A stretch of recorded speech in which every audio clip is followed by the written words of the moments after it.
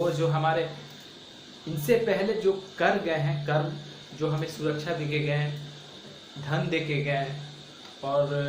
वो ज्ञान देके गए हैं, उनके बातों को फॉलो ना करते हुए यहाँ पे जो है व्यक्ति वो सोच रहे हैं कि हम कर रहे हैं जो वही अच्छा है, लेकिन ये नहीं समझ पा रहे जिनके पास राज धर्म का ज्ञान है तो वो डल्ले बन जाते हैं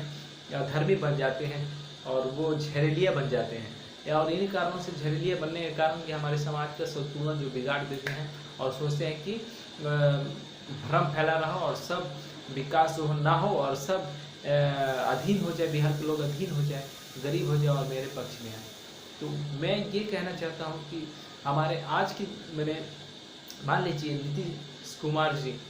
अगर वो चुनते हैं जिनको भी चीफ मिनिस्टर, वो तेजस्वी यादव के अपने सहयोगी चुने।